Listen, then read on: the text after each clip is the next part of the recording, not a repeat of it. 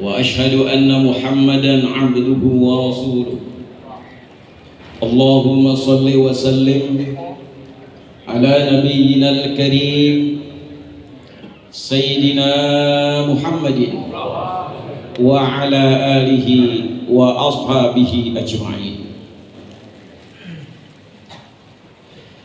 قال الله تعالى في القرآن الكريم: أعوذ بالله من الشيطان الرجيم بسم الله الرحمن الرحيم وجعلناهم أئمة يهدون بأمرنا وأوحينا إليهم فعل الخيرات وإقام الصلاة وإيتاء الزكاة وكانوا لنا عابدون. Hadratul Mukarramun, para asatidzah, guru kita Ayahanda Kiai Haji Abdul Raji Marja, Bata'alallahu biquli hayatih, guru kita Kiai Haji Zainuddin Ilyas. Beliau ini anak pertama dari Pak Haji Ilyas, karena ayahnya dengan ayah saya itu kawan dagang di Pondok Gede dengan Pak Haji Tuki, ayahnya Kiai Haji Yasin. Jadi anaknya ketemu lagi sama anaknya di sini, di tempat yang barokah ini. Guru kita yang tadi pagi menyampaikan kajian kitab, Ustadz Zaini Dahlan MA, Ketua DKM, Presiden FS3G, yang merupakan pimpinan forum. Dulu ada orang yang memprotes, kenapa pimpinannya Pak Haji Nanang? Saya katakan FS3G itu satu forum. Tahu forum? Forum itu pada abad ke-15 kumpulan para romo kuno berkumpul di tempat terbuka, bahasa Latinnya namanya forum. Jadi pimpinan forum itu gak harus dia sorbanan pakai eagle. Maka beliau Pak Haji Nanang biarin jadi pimpinan, yang penting beliau sehat walafiat.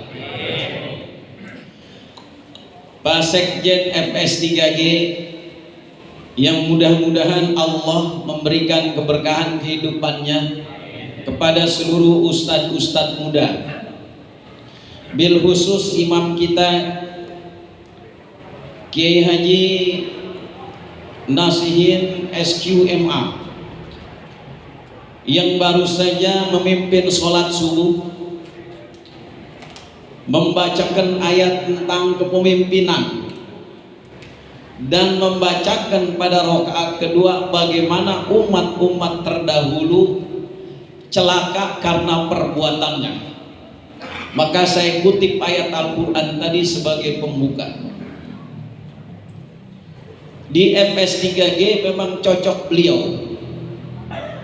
Berarti FS3G itu dalam mengambil imam sudah pas dengan fikih. Karena urutan pertama adalah al-afqah, orang yang ngerti fikih. Yang kedua al-aqra, yang bacaannya bagus. Ada orang afqah tapi aqra'nya kurang. Beliau sudah afqah, aqra, fikihnya menguasai, suaranya bagus. Bahkan kalau kita baca di kitab Al-Um yang ditulis oleh Imam Syafi'i rahimahullah, itu ada 6 urutan. Yang pertama ulumul Quran, fasihul Quran, fasih Qurannya. Coba buka di kitab Al-Um, yang nggak ada di rumah itu ada. Baca aja silakan. Fasihul Quran, fasih Qurannya. Karena masih muda beliau ini fasih Qurannya. Tapi kalau sudah tua, giginya hilang 5 misalkan, sudah nggak fasih lagi. Sebab sudah tidak bisa membunyikan huruf mana shin, mana sin, dan mana sod. Maka yang muda dia tampil karena masih komplit dan fasih. Karena anggota gigi ini bisa menentukan kefasihan juga. Al-afqah dan aqra. Maka ketika dia memimpin sholat tadi, kita dengarkan pertanyaan berikutnya, afdol mana kita baca Fatihah dengan mendengarkan Quran? Coba baca di bukunya Kitab Sayyid Sabiq. Kitab Fikih Sunnah membahas mana yang lebih afdol, kita baca Fatihah atau mendengarkan imam baca sholat, baca surah yang kedua. Orang membahas itu di dalam fikih. Baca Fatihah merupakan rukun.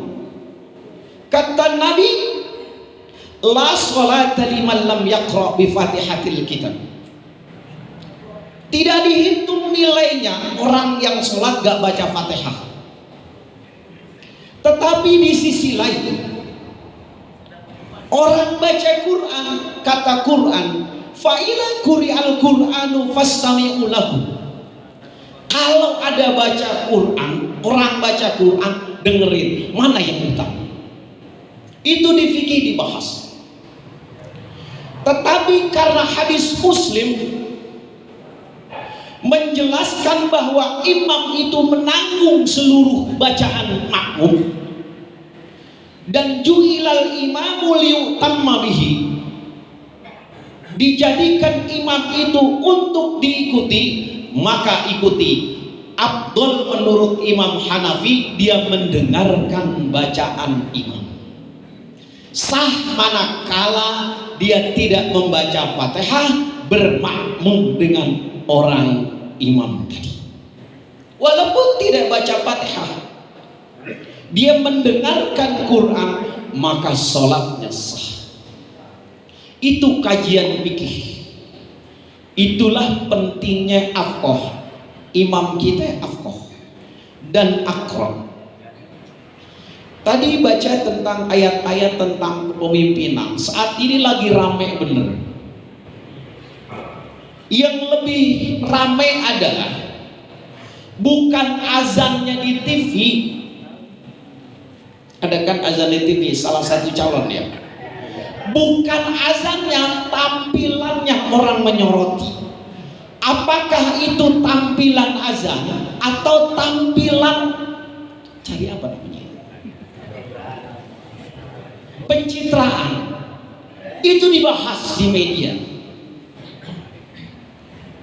Tapi kalau kita bahas di media, hati-hati. Karena ada pasal 27 ayat 3 tentang undang-undang ITE. Jadi kalau kita mencemarkan nama baik, itu adalah delik aduan. Maka kemarin rame, seorang akademisi menyebut seseorang pimpinan itu dengan bajingan tolol.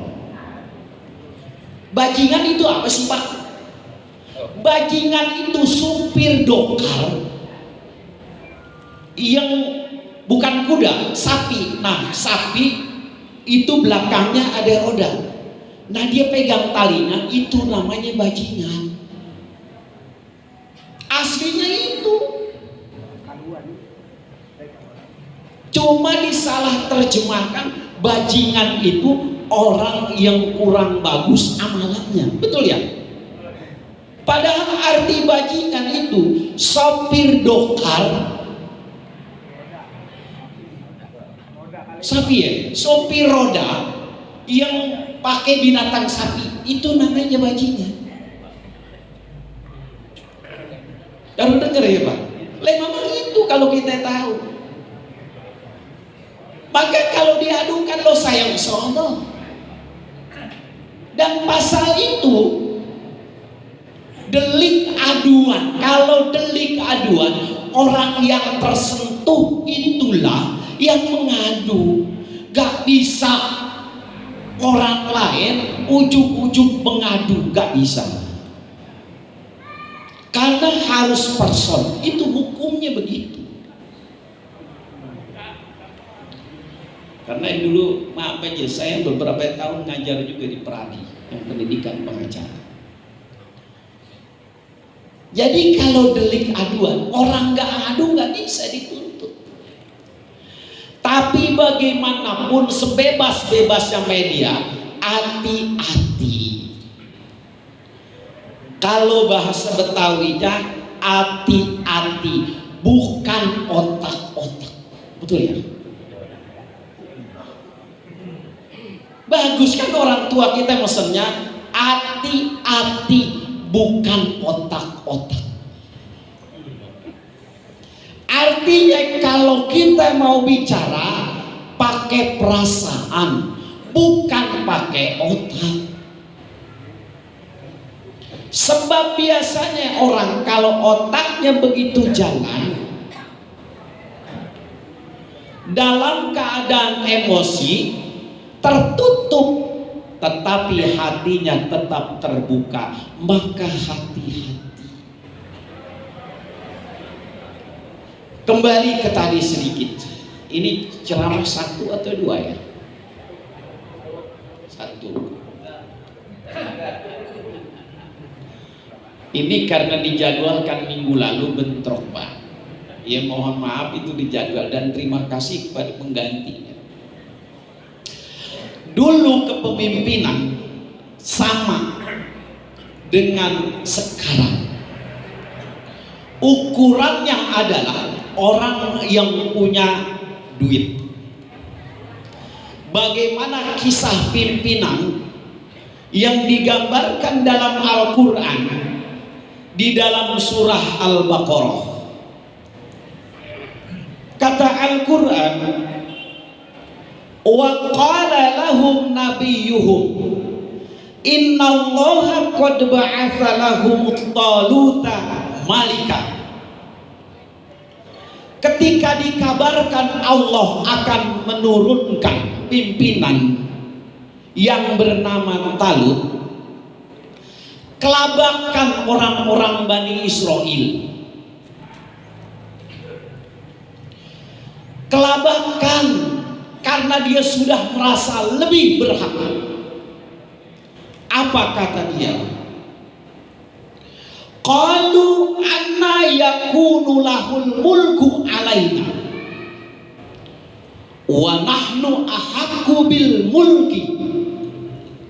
Kami lebih berhak dari pimpinan ini dan kami lebih punya banyak harta dan koneksi. Sama. Kami lebih berhak menduduki pimpinan ini karena partai kami lebih banyak wakilnya. Sama kan? Sama. Jadi identik. Tapi Allah menegur bukan karena wakil yang terbanyak.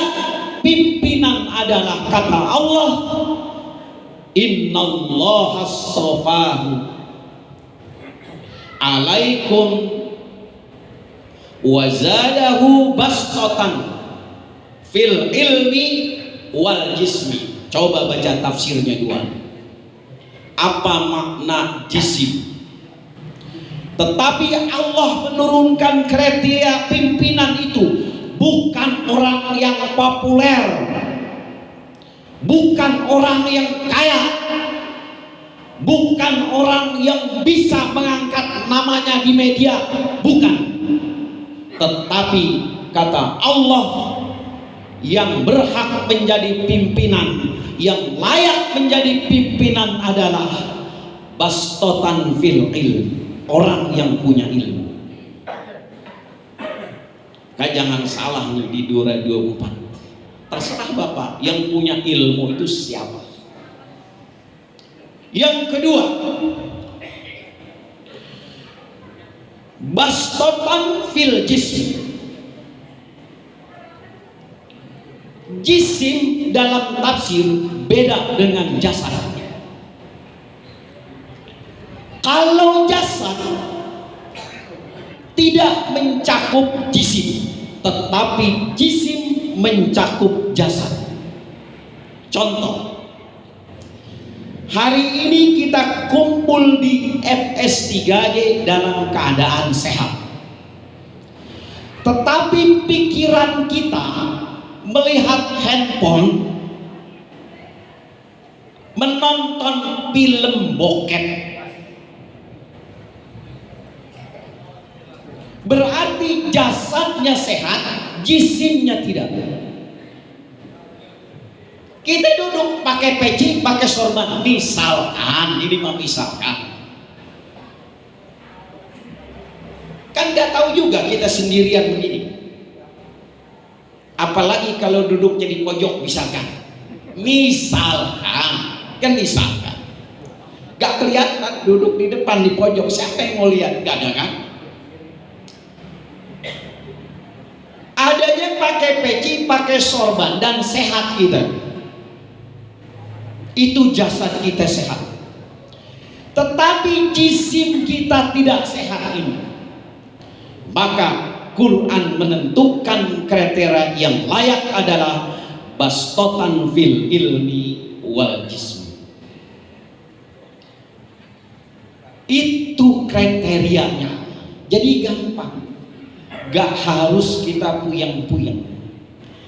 Yang penting jangan kena serangan pajar.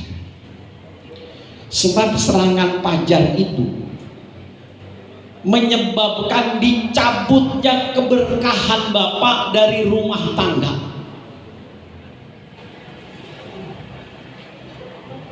Sekali lagi, menerima serangan pajar untuk memilih seseorang menyebabkan dicabutnya keberkahan di dalam rumah tangga Bapak.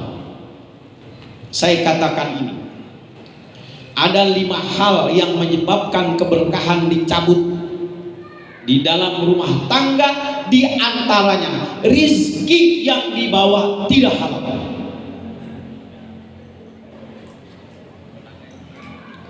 Sebab orang kadang-kadang disamarkan Pak. Misal kita nonton Persija dengan apa yang kemarin ramai, dengan Persib. Saya kebetulan misalkan itu maniak dengan Persija. Sebelah saya ada Kiai Haji Nasihin, maniaknya dengan Persib. Udah Kiai, kita ngumpul aja ngopi. Saya siapin Indomie yang paling bagus. 2. Yang satu tanpa telur, yang satu pakai telur. Manakala taksiran Kiai menang, bahwa yang menang Persib, mie rebus yang pakai telur, Kiai yang makan. Saya tanya, haram atau halal?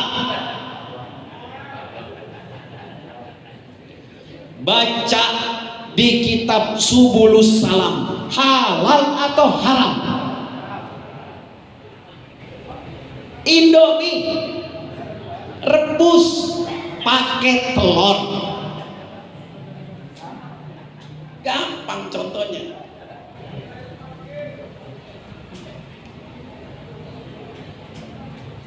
Baca di kitab Subulus Salam, maka Indomie yang hasil itu hukumnya sama dengan kimar, haram dimakan. Ini saya sampaikan fikih Pak, karena fikih itu kata kitab Ta'lim Muta'allim Thariqut Ta'allum Tafaqqah fa innal fiqha afdalu qaidi. Pelajari ilmu fikih, karena dengan ilmu fikih engkau menjadi benar hidup engkau. Itu fikih. Tetapi saya yakin jamaah FS3G ini begitu banyak setiap minggu mendapat mau'izah hasanah, bukan hanya dapat hidayah irsyada, tetapi dapat hidayah taufiqah. Ada juga yang dapat hidayah irsadah, Kiai, yang share lokasi doang tanpa datang. Dia share lokasi, di mana itu masjid hari ini, di share lokasi, orangnya nggak ada, tapi dia dapat hidayah. Cuma hidayah irsyada, tidak dapat hidayah taufiqah. Ini pagi ini yang kita bicarakan, mudah-mudahan ada manfaatnya untuk kita sekalian. Dan saya mohon maaf pada minggu yang lalu karena bentuk jadwal ya, pada Ustaz Haji Maulana kami ucapkan terima kasih, mudah-mudahan beliau juga diliputi dengan seluruh kehidupan keluarga yang berkah hidup di dunia dan akhirat, karena motorik ini diantaranya beliau dan termasuk ustadz-ustadz muda. Di tempat lain bicara tentang ustadz, perkumpulan subuh, beliau kagum dengan FS3G. Kenapa S3G begitu banyak? Kami orang-orang yang awal kayak beliau ini masih ada. Ayahanda Pak Haji Nanang, almarhum Kiai Haji Mukhtar Azid, kemudian Kiai Haji Hasan Ma'ruf dan lain sebagainya yang banyak sudah almarhum. Memang membuka, sebetulnya yang paling cocok ceramah adalah biarin ustadz-ustadz muda dia tampil. Kita yang tua-tua aminkan saja, baca doa hadir. Begitu kalau saya ya, biarin yang muda tampil. Kenapa yang muda tampil? Karena kalau kita tinggal juga nanti yang gantiin yang muda-muda. Tahu sini Ustadz Lukman ini muda atau tua yang kelihatannya? Muda ya, kira-kira baru 26 tahun beliau. Lalu dengan umur saya terbalik, hampir 62.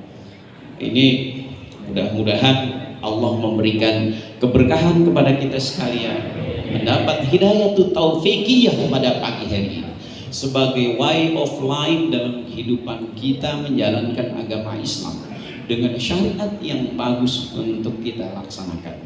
Hadanallahu wa iyyakum ajma'in. Assalamualaikum warahmatullahi wabarakatuh.